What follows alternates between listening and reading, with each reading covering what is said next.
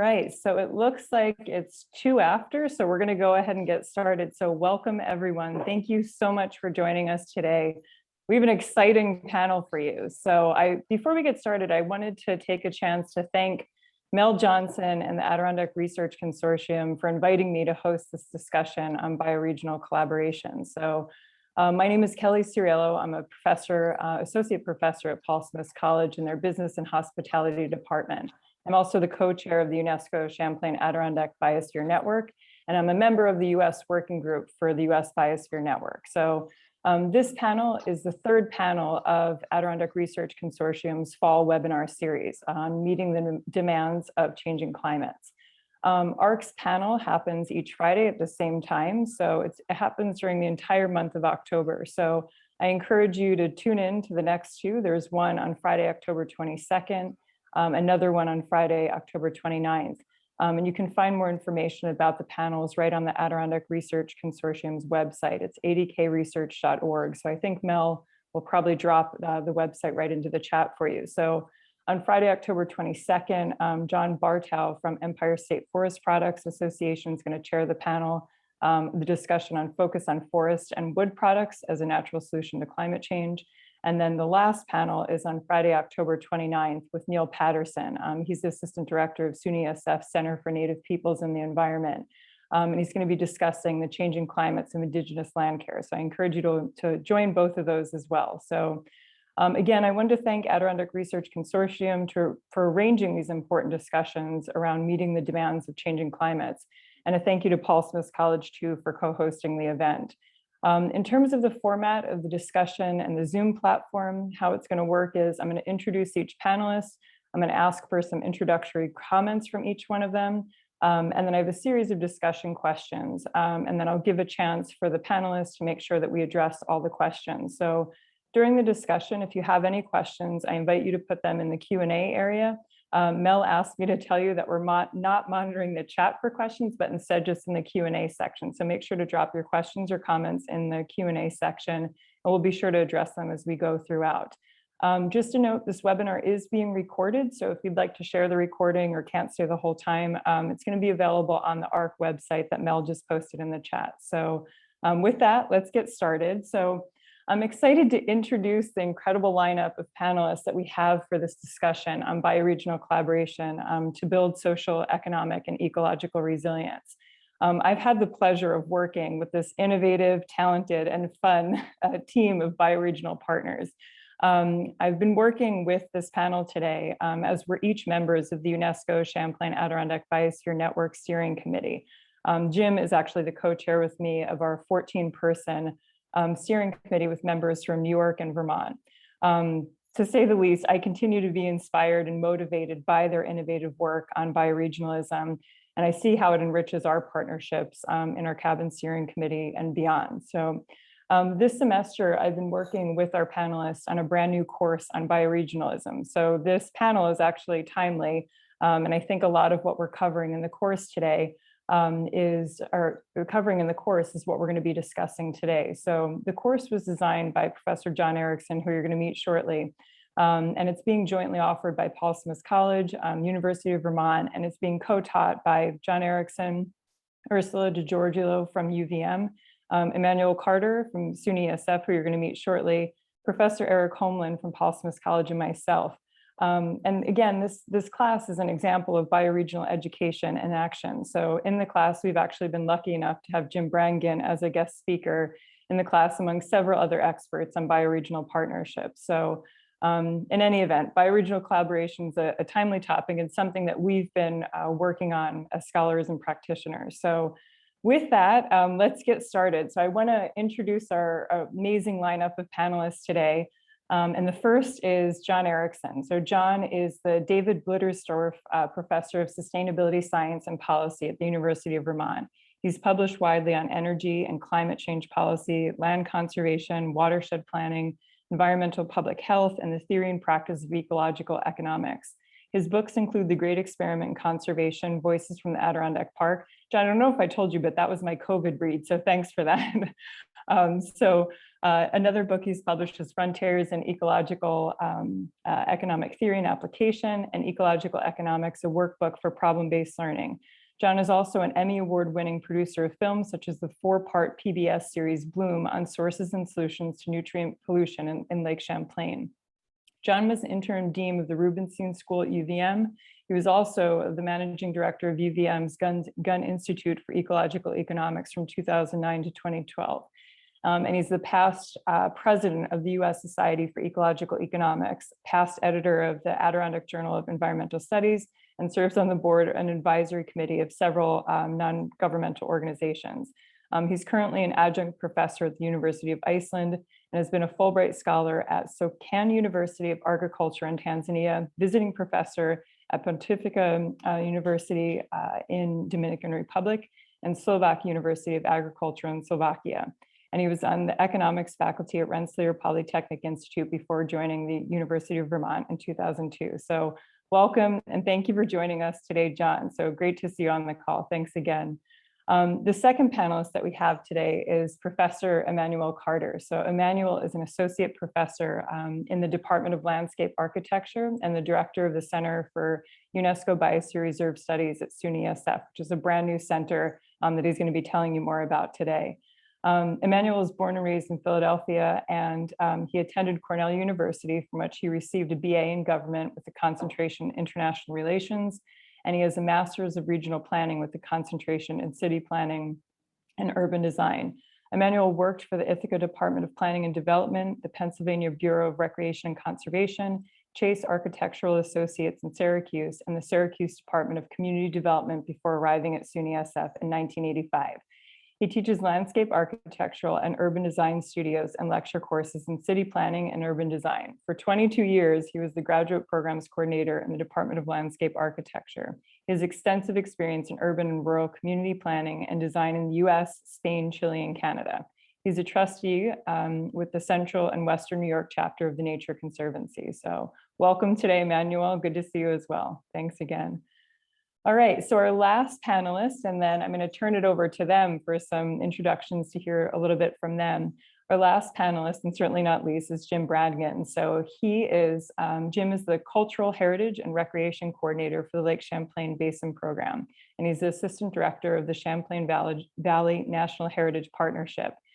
Jim's work focuses on facilitating cooperation among partners in New York, Vermont, and Quebec, on efforts that improve appreciation of the natural and cultural resources of the region.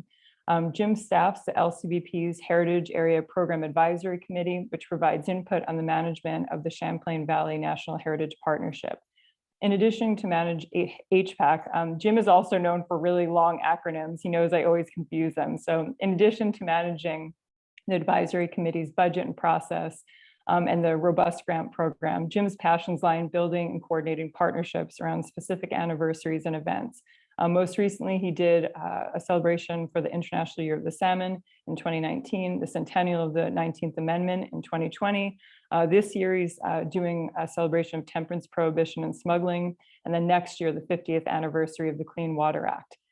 Jim was instrumental in developing LCBP's award-winning Wayside Exhibit program, which has developed almost 300 interpretive panels throughout the region.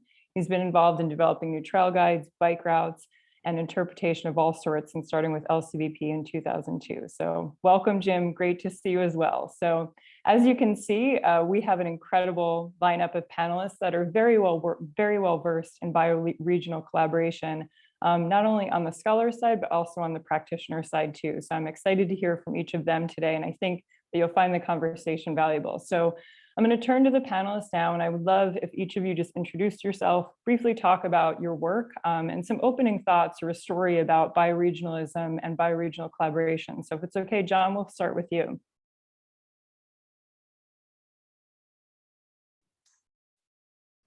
You cut out there on the end. I guess, did you kick it to me? Yep, right to you. All right, great. Hi, everyone. I'm scrolling through the list of attendees. It's so wonderful to see so many familiar names. So I'm John Erickson, as Kelly said. Yeah, I mean, to me, I'll be very brief. I was drawn to the idea of bioregionalism, especially from a kind of planning perspective, a long time ago, really in grad school. at Cornell.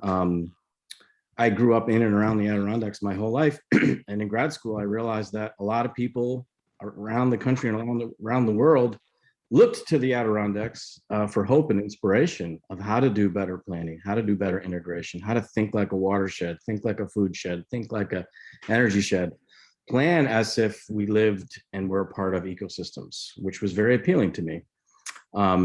So early in grad school, I actually helped found the Adirondack Research Consortium. I can remember a cold January day sitting at Paul Smith's College around a table with a bunch of folks saying, you know, our universities and colleges are fairly disconnected from our towns and villages, from our nonprofits, from our state agencies. We could do a better job.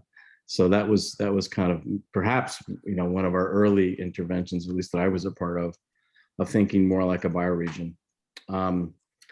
I went on in my dissertation work to sort of study the idea of sustainable development and use the Adirondacks, what we later called the Great Experiment in Conservation, as you know, an imperfect application of the principles of sustainable development. That led to lots of collaboration through the years in our bioregion, both in New York and Vermont, including the book that Kelly mentioned, The Great Experiment in Conservation, that many folks contributed to from around the region. And then when I had the opportunity to move to Vermont and have one of the very best views of the Adirondacks in the world from this side of the lake, I'm looking at them right now. Had a chance to really think about other transboundary issues that we share in our region, especially around water and Lake Champlain in particular. Had the pleasure of working with the Lake Champlain Basin program and doing a number of lake-oriented projects through the years, thinking about our joint future around energy, around climate, around climate action. So to me, it's kind of always been quite intuitive to think like a bioregion and to think beyond these very artificial boundaries of town lines, county lines, city lines, to expand our thinking into watersheds, food sheds, energy sheds, and yeah, build resilience together. So maybe I'll stop there. Thanks so much for that, John. What I like about John's approach to this, as he said, it seems so natural and intuitive. And I think what's inspiring to me when I hear that is that specifically in local governments and even, you know, private organizations, sometimes that doesn't seem as natural and as intuitive as John mentioned. And I think what's interesting in working with him and the rest of our panelists today is that because they just intuitively think like this, the partnerships happen. And so instead of seeing red tape and we can't do this and there's going to be this barrier and that barrier, you know, we figure out solutions to make it work. So I think that, you know, John's story is a testament to it. So thanks so much for that great introduction, John. So Emmanuel, I'm going to turn it to you. So if you don't mind doing the same, just a brief introduction about yourself, your work, and some opening thoughts or a story about bioregionalism and bioregional collaboration. Okay, thank you, Kelly. Yeah, I came to thinking about biosphere reserves and bioregionalism rather late in the game. Most of my early career had to do with city planning and urban design. And in fact, when I was in graduate school, I was pretty sure that I was going to go back to Philadelphia and if possible, work for the Philadelphia City Planning Commission. But you know, through I don't know, fate and you know, and other you know, inexact forces, I ended up you know, working in a number of places and found myself in Syracuse, New York. And you know, when you're in Syracuse, New York, you can think about urbanism and do urbanism, but you also are in an area where rural planning and design also becomes you know, a major factor in what's going on. And so little by little, I found myself getting into rural planning, which brought me back to some of the regional planning work that we had studied, that I'd studied in graduate school, it being a Department of City and Regional Planning. And I, you know, began to think about a couple of things. One is that the rural landscape, you know, really suffers from a lack of good planning. It's hard to get really talented people to come and do planning in rural departments. And there are, a number of rural jurisdictions that don't have planning departments at all. So I started to find myself becoming a little bit of a champion of rural planning. That was heightened through my work with a national workshop that was developed at ESF called Your Town, Designing Its Future. And we worked from, from New Hampshire to Hawaii on rural planning workshops. And that got me thinking more and more about regional planning. With that in mind, also, I was thinking that at ESF, we look at global ecology. And yet, one of the ways in which we might think about global ecology is through the UNESCO system of global biosphere reserves. Okay. And I thought, maybe we're at a juncture where, with our increased emphasis at ESF on interdisciplinary work and on new ways of thinking about the global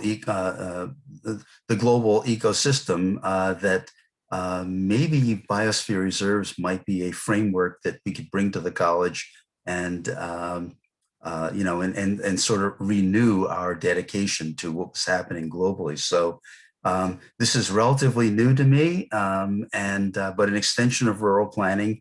I'm hoping that our center will be able to be a vehicle for these explorations, and I'm certainly looking forward to interactions with other biosphere reserves and certainly with everybody involved in Champlain Adirondack.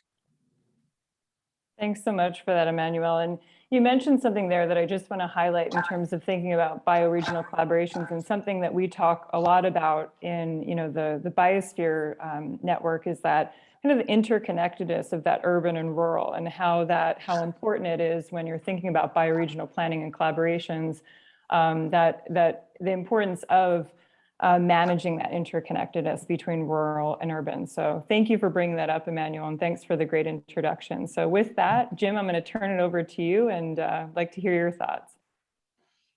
Thanks, Kelly. How did I get into bioregionalism? Well, I guess I can go back to my youth, growing up in Windsor Locks, Connecticut, a mill town with a strong suburban component to it.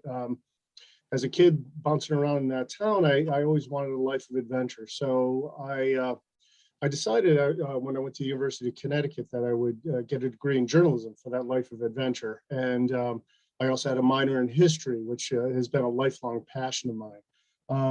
Fast forward a few years, and I found myself in the Selway Bitterroot Wilderness in northern Idaho as a wilderness ranger, sort of being the man in the biosphere, if you will, where I would do 10-day patrols and not see a single other person. And if you know me, you know I'm a pretty social guy. So I lasted 3 seasons doing that.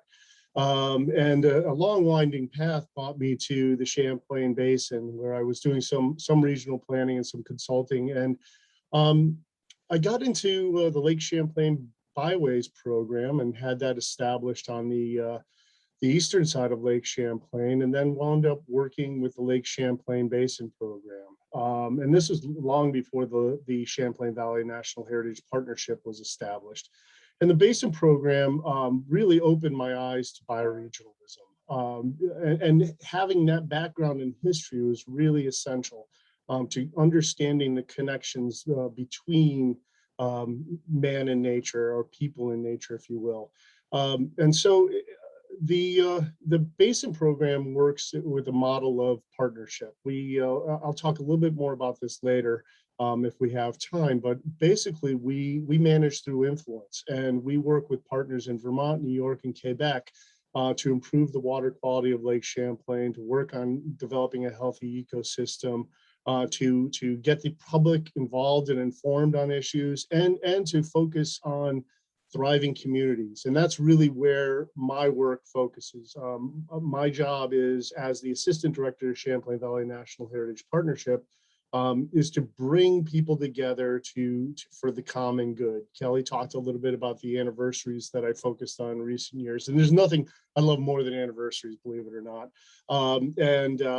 Next year we're marking the 50th anniversary of the Clean Water Act, which allows us to bring in the historians that talk about the traditional waterways of the Champlain Basin, and the scientists that are working with the public to clean up Lake Champlain, and also give people an opportunity to learn a little bit about civics. How was the Clean Water Act established? So this has been a very rewarding path for me, and being a member of the Champlain Adirondack Biosphere Network is an honor to be working with people who are as creative and intelligent and collaborative as we have on the steering committee. So thank you for having me, and I appreciate being here. Jim, thanks so much. And I say this all the time during our biosphere meetings, and we're so fortunate now to be aligned with Lake Champlain Basin program, but the work they did there, we see it as a model for bioregional collaboration. I mean, this is something they've been doing a long time, and it's something that we're trying to mimic and help kind of extend our own network by modeling what they're doing. So Jim, I am going to come back and kind of touch on some of the specific things that you're working on with Lake Champlain Basin program.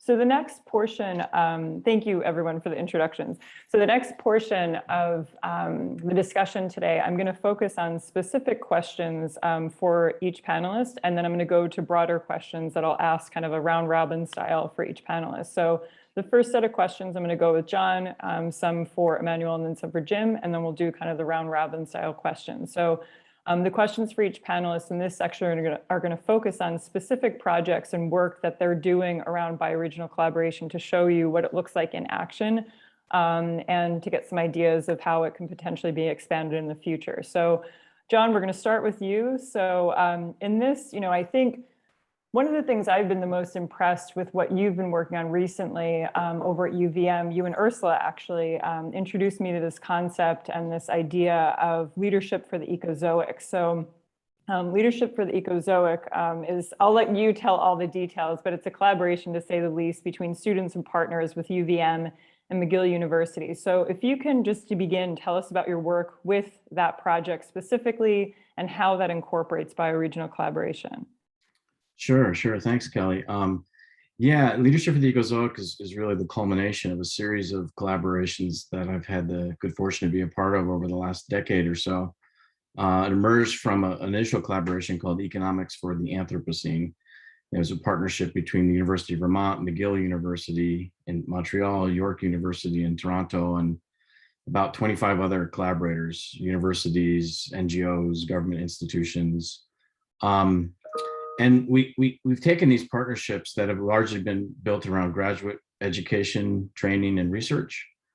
We've taken a very place-based approach. And I think that's the key here to connect it back to bioregionalism and bioregional thinking. We recruit students from far and wide from around the world, and they come here and they land here. And basically the attitude is, we don't care where you're from, what your interests are. We're going to immerse you in our region and sort of think through all the challenges of economic, social, environmental planning from the experience that you're now having of living in the Champlain Adirondack Biosphere Reserve. So we've done that in a cohort-based approach. So we recruited a bunch of students into our first cohort in this program. Going back almost 8-9 years ago now. And we call it the water cohort. It wasn't that the students landed here and wanted to do water research or wanted to be water scientists. Sorry, Jim. Or wanted to celebrate the 50th anniversary of the Clean Water Act. But we used Lake Champlain and transboundary water issues as kind of our laboratory, right? As our way of thinking more in a more integrated way, in a more comprehensive way, in a more So we do field courses, we do immersive experiences, we do workshops, we do ways that sort of connect, again, sort of dating back to my early experience with the Adirondack Research Consortium, connecting universities and colleges with our communities. The second cohort was around energy. So we thought about energy supply and energy demand kind of from a regional focus, thinking about, hydroelectricity in Quebec, thinking about pipelines, thinking about transboundary energy issues in this region. Again, kind of getting out of the mindset of town planning, village planning, city planning, rural planning to a larger kind of landscape level planning. The third cohort was on climate justice, so we really thought about who gets the benefits and who bears the burdens of climate change in our region. Who are those groups that are most affected, most vulnerable to climate change in our region? So you can see each time around, we were trying to kind of create an integrative, place-based, problem-based topic to wrap our graduate student training experience around. This evolved into this Leadership for the Ecozoic project, and there we were sort of trying to untether ourselves away from the Anthropocene bandwagon, right? The human-dominated geological epoch, and our students were like, no, we want to move away from the Anthropocene. We don't want to live in a human-dominated world. We want to live in a more balanced world, a more reciprocal world, a world that is focused on resilience, not on infinite growth. And so that led us to the sort of conception of the Ecozoic, a world where the focus was on relationships, both between people and between people in our environments. A world that was, built on the very idea of ancient wisdoms of, knowing your place and being tied to your place and being tethered to the earth and the water and the air of your place. So the Ecozoic idea, which comes from Thomas Berry's writing, self-proclaimed geologian instead of theologian, helped us kind of bridge some of those gaps and bring in some ancient wisdom to really think, again, more holistically about our place in the world. So I could go on so for the much. rest of the times, but I'll be quiet. No, I have a few more questions about leadership for the Ecozoic. So in terms of recruiting students for that, I know there's some students on the call today. How do they go about? Is that through UVM? Is that through McGill? Like if somebody's interested in that, how do they do it? This past year, most of the focus of the program, the centerpiece of the focus actually has moved to McGill. So it's based out of McGill right now, but we do have a cohort of students at McGill and UVM currently.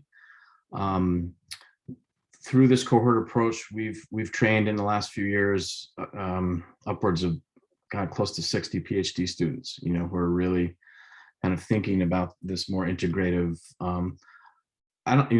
We've talked about disciplinary, multidisciplinary, interdisciplinary, transdisciplinary. I think of it as anti-disciplinary, right? It's like, this is anti-disciplinary work, like get out of our silos, break down boundaries and really think more holistically about the region. So it is a graduate focused program, but it has lots of kind of multiplier effects in our undergrad programs at these institutions as well, including this work that Ursula and I are involved with you all, with our biosphere network. Well, that's great. And you actually answered my second question in that. So in terms of disciplines, it's open to a variety of students. It doesn't have to be somebody that's focused in environmental studies or, it's open then. So, okay. Very much so. I mean, that by design. I mean, we've had some focus like on ecological economics, on watershed governance, issues around ethics and philosophy and law. So, just kind of the expertise of the folks around the table have drawn certain students into our orbit, especially around ecological economics at UVM. But yeah, no, we're kind of looking for folks that don't want to march to the same drum. Well, I like that statement. That in and of itself is enough for me. So, and earlier in the chat, Mel had dropped a link to Leadership for the Ecozoic. So if anybody's interested, student-wise or just anyone in finding out more information about L4E, Leadership for the Ecozoic, you can check that out in the chat. John, I have just one or two more questions for you, and then we're going to transition over to Emmanuel. So I think, again, Leadership for the Ecozoic is an excellent example of, bioregional collaboration and education. And like you said, the kind of anti-disciplinary approach. And I think it's when I'm laughing because Eric Holmlin and we also take a similar approach in terms of our study abroad that we never coined it anti-disciplinary, but we think it's interdisciplinary, but I like what you said better. So we might use that in the future. So the second question I had is about if you can tell everyone today just a little bit about your idea behind the course that we're currently working on that you designed called Bioregionalism, that's being co-authored by Paul Smith College and UVM, and just about some of the content that we've covered in it, because I think it's a really innovative idea, and I think that using our biosphere as kind of the vehicle for this to happen was an interesting thing. So if you could just tell us a little bit about that, that would be great. Sure, yeah, and everyone who's on this panel has been a part of designing this course, as well as Eric Holman from Paul Smith, who I see is on the call, Ursula Georgioglu from UVM, who's on the call, and Matt Burke, who's one of our postdocs, I'm not sure he's on the call or not, but yeah, I mean, the idea was, again, thinking across boundaries and kind of creating an educational experience where students could exchange ideas between universities, between colleges, think together about the concept of bioregionalism. So we designed this 1 credit course, and it's meant to kind of, right, this semester is kind of an experiment, but it's meant to be sort of a modular course where any particular semester, spring, summer, fall, anyone from any of our institutions in the region could kind of lead a 1 credit course, move bioregionalism kind of along in an education format, but also connect students through this course to the kinds of bioregional management policy planning questions that are important to the region. So as part of this course, we're actually teaching them the art and science of writing a policy brief and doing kind of really thorough audience analysis and trying to figure out who your stakeholders are and what would kind of planning policy proposals look like that don't go to your kind of traditional jurisdictions. What might that look like? So actually, it's due by noon today. We'll see what their ideas are. They're supposed to be pitching us their ideas for bioregional policy briefs. And then tomorrow we're holding an all-day workshop where by the end of the day, they'll have kind of drafted, whether they like it or not, they'll have drafted a policy brief is the idea. So yeah, it's an opportunity to collaborate across institutions. It's an opportunity to think like an ecosystem, be place-based for our students, whether they're from here or not. We've got a lot of experience in doing this in field studies courses. I know at Paul Smith's, at UVM, at SUNY-ESF. I've jointly taught courses with SUNY-ESF where we bring a whole group of students together, for example, at the Huntington Forest, and kind of do exactly this, just immerse ourselves in place and bring lots of people in, from town planners to local NGOs to state agency staff, to think about what the challenges of our region. So it really comes out of a spirit of think globally, act locally. Well, thanks for that, John. And about our bioregional course, I've been very inspired by hearing, the students' depth of engagement in this. And I think the fact that it is, all right, here's some music in the background. Oh, there we go. Thanks. It was nice music. I've been really impressed by the student engagement in it, and also just their depth of thought around this. And I think that I don't know that would happen in a traditional classroom setting, or if it wasn't kind of across universities. So I think this is it's been exciting for us to watch, kind of have this evolve. So thanks so much for sharing that, John. We're going to come back to you shortly with a few more questions, but I'm going to transition now to Emmanuel. Emmanuel has been working not only with us, like John had mentioned, on the bioregional course, but on a lot of collaborations within the Champlain Adirondack Biosphere Network. So recently, he founded the SUNY-ESF Center for Biosphere Reserve Studies. So Emmanuel, I would love for you to tell us a little bit about the center, what its primary goals are, and how it's aiming to build bioregional partnerships.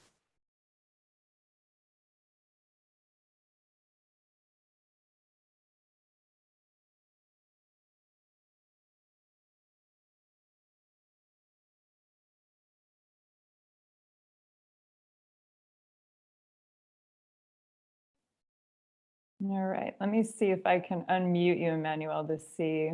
Let's see what we got here. If not, I can go to Jim and then circle back to Emmanuel with that question. So Let's see if we can, Mel, if you don't mind checking on that, and then I'll circle back to it. That would be great. All right, so Jim, hi, there you are. All right. So while we wait for Emmanuel, so it's funny because when I was designing these questions and thinking about talking to you, I was thinking, geez, the LCBP could do its own whole session on bioregional collaboration. So I think this is, in terms of where to begin with the questions, I think, I guess if you could just start a little bit, you mentioned briefly about what LCBP does and the Champlain Valley National Heritage Partnership, but can you talk a little bit more about how you're working currently to build bioregional partnerships to promote social, economic, and environmental resilience? If there's specific examples that you want to hone in on, because I know pretty much everything that LCBP does falls under this, but if there's specific examples that you want to share, that would be great. Well, yeah, sure, Kelly. The Basin program's been around since 1992, so we'll be celebrating our 30th anniversary next year. And so the Basin program is made up of all three jurisdictions, Vermont, New York, and Quebec. They have representatives on our steering committee, and we also have federal partners. And we also have Citizens Advisory Committee that work with us to help manage the aspects of Lake Champlain, the bioregional aspects of Lake Champlain. And then, of course, we've got our three specialized committees, one focused on education outreach, one focused on the heritage area, and one focused on the technical aspects of clean water and healthy ecosystems. And so, this group has worked together, as I said, for 30 years. And really, the magic of the organization is the relationships. We have had steering committee members come and go, but the overall tone of the steering committee is one of collaboration. When I first started, there was some strife about Vermont, it being a Vermont program and not a New York program, and over the years, that's just sort of dissipated, and we all know that we're on the same team working for the same goals. The interesting thing is, like, there's a line that goes right down the middle of Lake Champlain. That's the New York and Vermont border. Two states, very different ways of operating. And different environmental rules and regulations, but those rules and regulations can be altered, and they're quite often altered through the conversations of the Basin program. The state representatives bring those suggestions and suggested actions back to their legislatures, and changes happen. So it's management through influence, and really that's our strength is the relationship. I have a couple of taglines that I always use to keep myself in line, and one is it's all about the relationships. And so it's really important for us to listen to one another, to share our own experiences, and to figure out a way to move forward. And it's been unbelievably rewarding to see this happen. And let me just give you an example of the Atlantic salmon. As I said, I have a background in history, and 200 years ago, the Atlantic salmon were disappearing, which is an absolute shame, because the early accounts we have of salmon are practically unbelievable. In Lake Champlain and on the tributaries. On the tributaries, there are reports of people harvesting salmon with pitchforks and baskets and dumping them into wagons and carrying wagon loads of Atlantic salmon to market. Seeing net catches of 1,500 fish at a time. And John touched on this. It's the humans don't live in the environment alone. The humans came here, they dammed up the rivers to make power, and then they cut down the trees to make potash and to clear the land for farming. Well, the damming of the rivers and sedimentation of the erosion that happened with that happened into the creeks basically eradicated the salmon. They were gone by 1825. can you imagine being a young person in 1801 and being able to go out and fish for salmon with a pitchfork, and by the time you're middle-aged, there's no salmon to be found.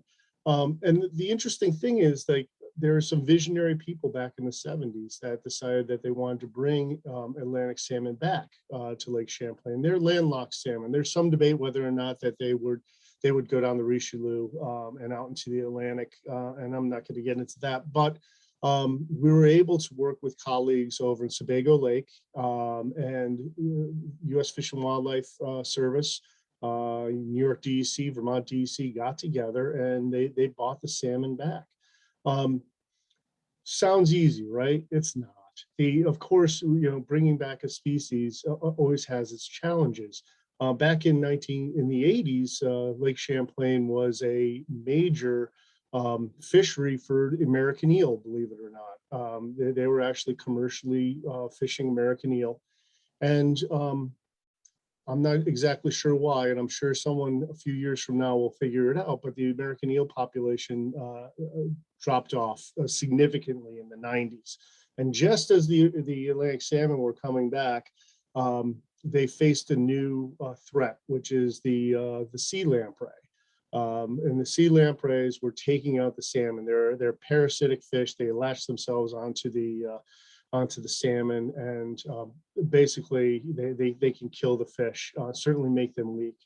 And the scientists got together at much like at places like the Lake Champlain Basin Program meeting room, and through those relationships that they have, and they came up with a solution with dealing with the lamprey. And you can see the lamprey wounding rates have gone way down in the last 20 years.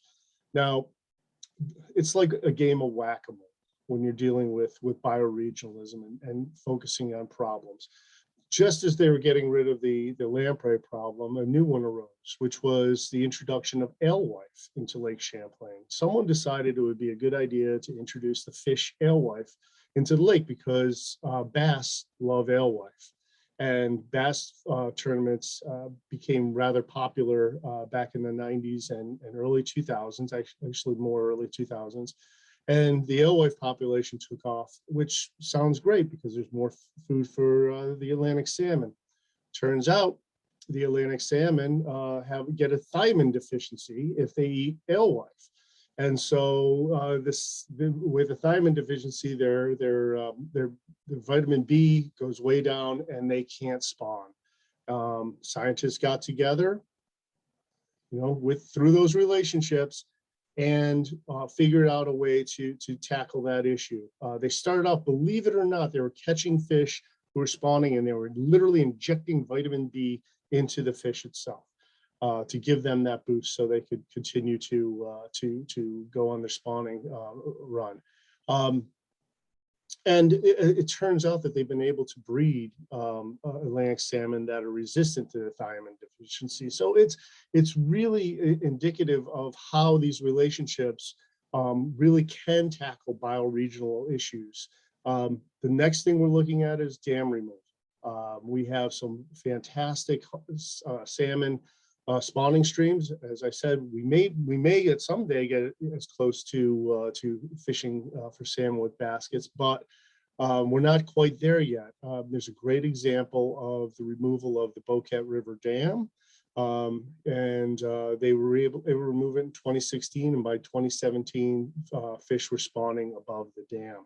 So it's just one small example of how organizations, individuals, communities, nonprofits, and governments can get together and focus on a bioregional issue and solve that issue, or continue to solve that issue, because problems always arise.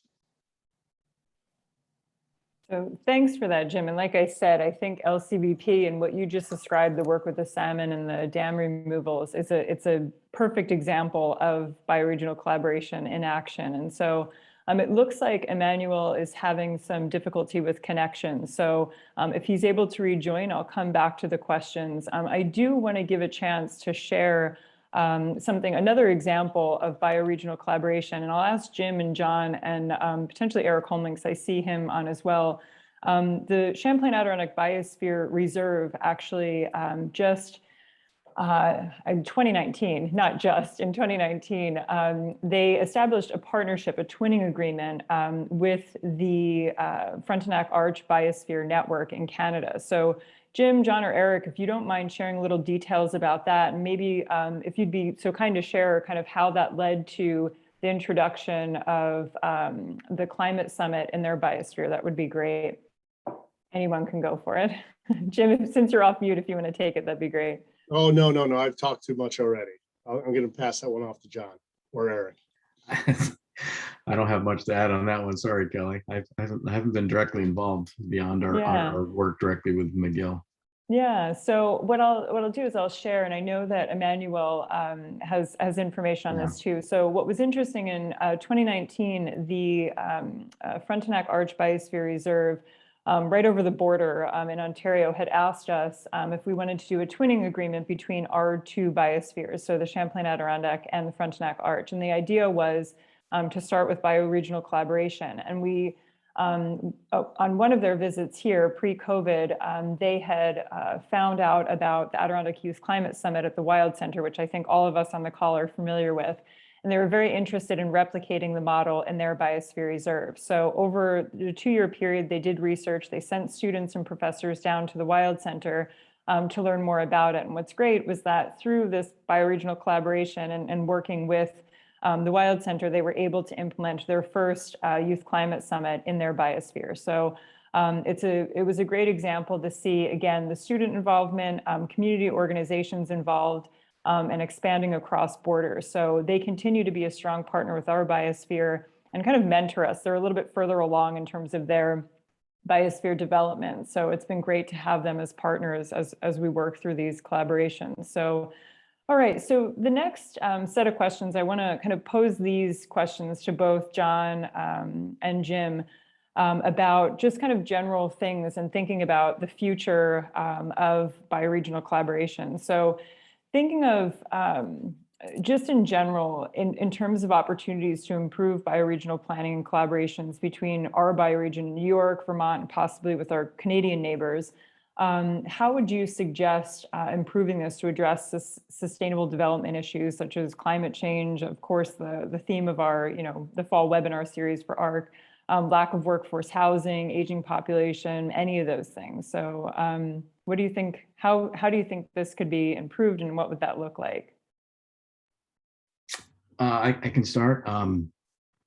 Yeah, I mean, we've wrestled with this, as you well know, Kelly, as a steering committee.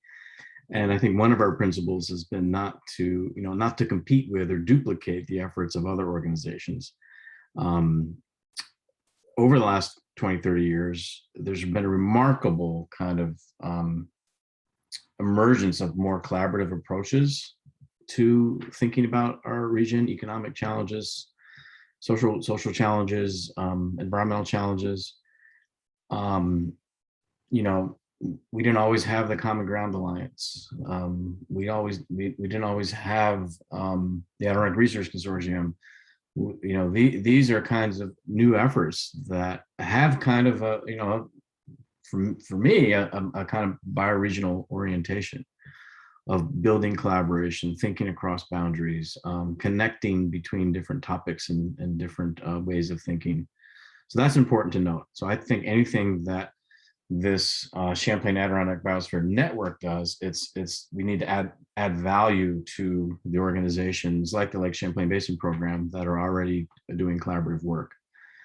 One of the ways to add values, I think, is to be a kind of better conduit, connection, bridge to what's going on around the country and around the world. I think we're all at fault for thinking like that our problems are just, our problems, like we're so unique in the Adirondacks or in Vermont that no one else could possibly have the same problems we do. And but I've learned throughout my career through exchanges with other regions around the world and learned so much about how we're all struggling to kind of to nurture community, what is sometimes called social capital at regional scale so that we can solve these problems. So Kelly, I know in your work, you've learned a lot from Italy and South Africa. I've learned a lot in working in other bioregions in Latin America and East Africa, in Iceland and Norway. I mean, there's a lot of interesting work going on, and I think our network could help in that kind of collaborative exchange, especially as resources like Zoom are getting better and better. I see this as all.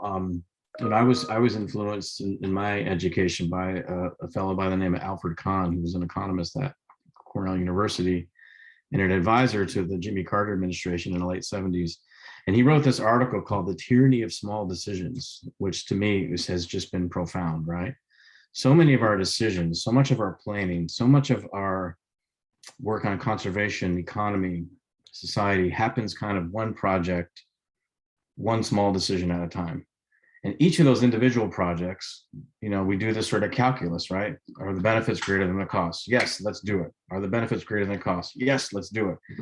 But the problem is when you add up all those small decisions, they result in a kind of society or impact that none of the individual decision makers never, ever would have voted for. So you get these tyrannies, right? Where each individual decision makes sense, but cumulatively all together, I don't want that future. I don't want traffic jams. I don't want suburban sprawl. I don't want dirty waterways. I don't want climate change. I don't want biodiversity loss. I don't want failing schools. You name your issue. And it's a kind of tyranny of small decisions. So I think one of the great things that we can do thinking more bioregionally is realize that our futures are joint futures. Everything from tourism planning to economic development to the examples of fish habitat to invasive species management to climate preparedness are decisions that we can do better jointly over the long term and in a kind of more comprehensive fashion. So I think that's where we can add value as well. Thanks, Eric. No, thank you. John, in case everyone missed it, Eric Coleman just put in the chat, John Erickson for president. So I think that's I'll second that nomination. Yeah, I third. Yeah, we all are in agreement here. So that's great. So, and I think, that's a great resource. And I after the webinar, I certainly want to put that Tyranny of Small Decisions by Alfred Kahn as a resource, because I think that would be great for us to take a look at. And I think what John said, or John had said, was really powerful. The idea of making sure that it's mutually, it's beneficial, showing the value of this collaboration to the partners that you're working with. So it's a really great point. And all the points that you just brought up, John, resonate on so many levels. And I actually think, I see a question in the chat. Stephen, thank you for your question in the chat. And I'm keeping an eye on the time too, Mel. So I know we only have 5 minutes left. So Stephen had asked in the chat, John mentioned think locally and act locally, but bioregions face global climate change and other large-scale global impacts beyond the region, such as invasive species in St. Lawrence, Lake Champlain. How should they think about or approach broad global issues, but that have emerging and intense local impacts? So Jim, I'd like to give you a chance to respond to that. I think John covered some of that, but I'm interested to hear your thoughts on that too. Yeah, I'm proud that the Basin program is part of a very robust and almost global aquatic invasive species program. Meg Modley, our coordinator for that, has done an outstanding job over the last 15 years in getting partners to the table to fight invasive species. And one of the actions that they've taken was to establish a boat launch steward program. You'll see them over in the Adirondacks through the Adirondack Watershed Institute and on Lake Champlain, both in Vermont, New York, and north of the border, sponsored by the Lake Champlain Basin program. And it has worked. We have been able to stop some introductions, documented hydrilla from getting into the lake.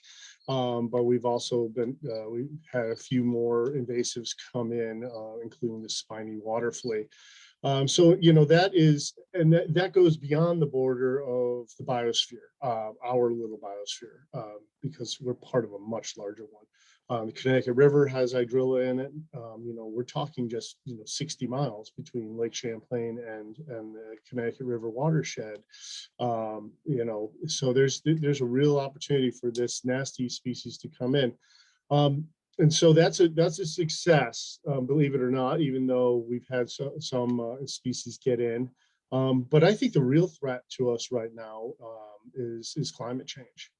And I think that, you know, John's statement about the tyranny of little decisions really resonates here, because, you know, we are all making small decisions and fighting climate change, and we're not sure what the outcome of all of those small decisions will be. And so that's one of the things I'm most excited about being a member of the Cabin Steering Committee, is that we are looking at tackling, maybe not tackling, but addressing climate change across the biosphere. The Basin program's done a little bit of work on it, not nearly enough. We know, you know, the lake isn't freezing nearly as much as it used to. We've got these weather events that have decimated our stream banks, and of course, communities along the way.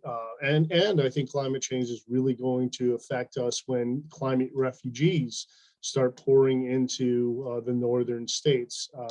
If you look at some of the models, they're terrifying. So it's something that we need to be prepared for. And I think that what we're doing here is that first step of hopefully addressing, you know, that issue of the small decisions hurting us later on. So yeah, we're starting to run out of time. I hope that addressed both of your questions. Well, thanks so much for that answer, Jim. And I am keeping an eye on the time. So I don't know if I'm going to have a chance to answer Stephen's questions. So Stephen, I'll certainly offer an email address to follow up with the panelists after, if we can provide an answer to your question via email. So we can also put that up on the ARC website and Facebook. So I'll get that working for you. So it'll be up there later. Perfect. Thank you so much, Mel. So I just wanted to take the last few minutes to a sincere thank you to the incredible panelists. As you can see, I'm extremely fortunate to be working with this team. And again, thank you to the Adirondack Research Consortium for hosting this, and for most of all to our, for all the attendees for joining in this discussion. So Mel, I'll turn it over to you again to thank the sponsors, and just another plug for please join us the next 2 Fridays on the 22nd and the 29th for the upcoming fall webinar series that are absolutely worth coming to. So Mel, I'll turn it to you to thank the sponsors. Okay, thank you so much. Thanks, everyone. As you can see, hopefully on your screen, we've got all of our sponsors up.